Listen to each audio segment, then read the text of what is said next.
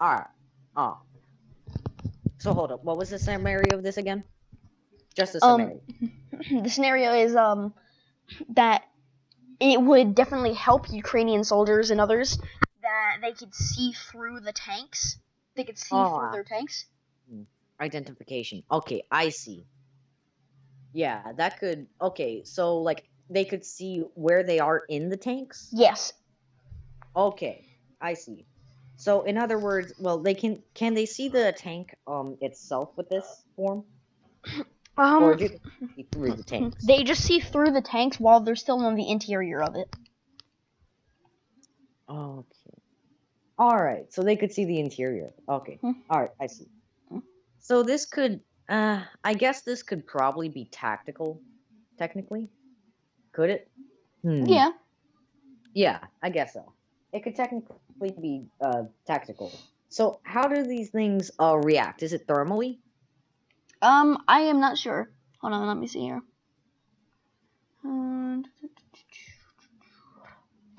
Okay, here it is. Another technology originally invented for fighter planes but included in Limpid's headset is helmet-mounted cueing, which allows the user to lock, and launch against enemy targets. Presumably, this will involve a vehicle-mounted gun slave to the helmet or anti-tank or anti-aircraft guided missiles.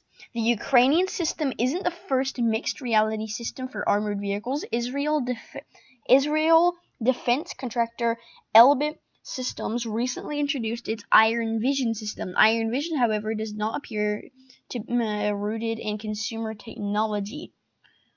From an armored vehicle crew perspective, this is revolutionary technology.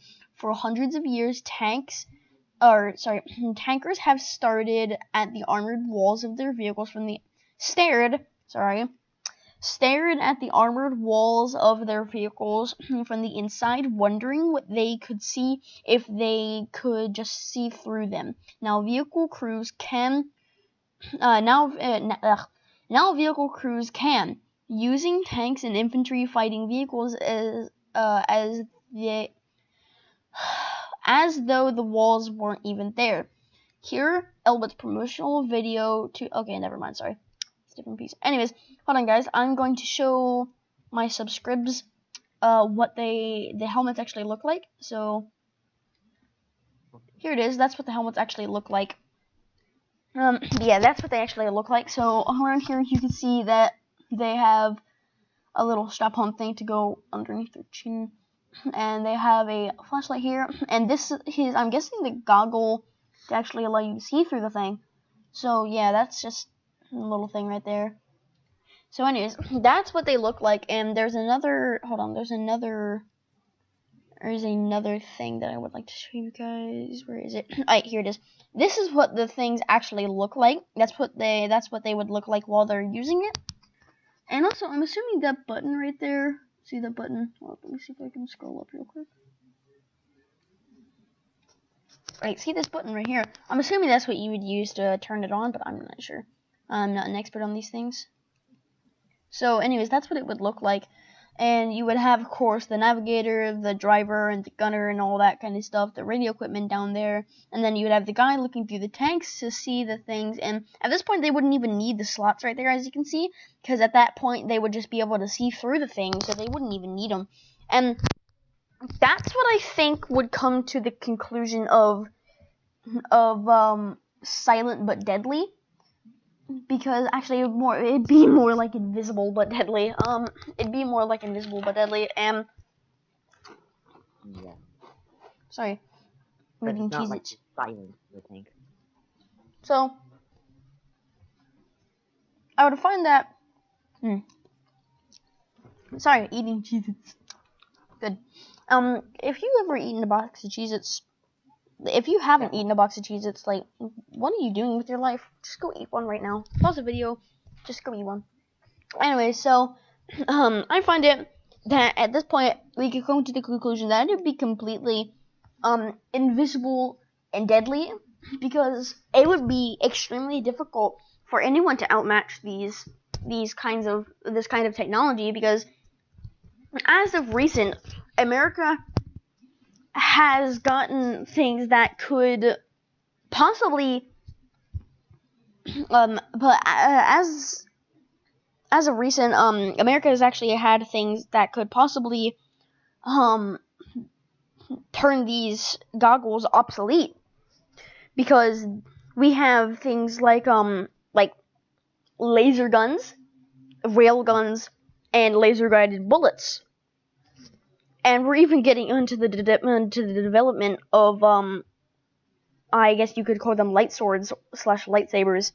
So Like, like that would be useful for everyone. Anyway, so I find that would be extremely dangerous for the Ukrainian soldiers and all that kind of stuff, because if people were to get their hands on these laser guided bullet snipers and technology and stuff like that, they could just find a pinpointed little spot to shoot the gun, to shoot the tank in that one spot and just completely immobilize it, which I'm sure there are. Jesus. Which I'm sure there are spots on the tank that would allow that to happen, but I find it extremely dangerous at the fact that we have laser weapons now, which is very inhumane, I guess you could say, because the laser weapons aren't actually to kill people. Like, they don't shoot lasers that burn through people's chests. They are actually to blind the enemies. Now, I know what you're thinking, but Tate, that's inhumane, and that could damage people a lot, and that could ruin their lives if they survive the war, because they would be blind. Actually, it only temporarily blinds them, because as the Red Cross, as you know, there are war laws, meaning you can't do certain things. Like in America, you can't torture, can't use chemical warfare, and you can't do anything to damage the enemy outside of the war zone. If you were to blind them and then they survive the war and they go home, but they'd be blinded for the rest of their life. Yeah, you can't do that.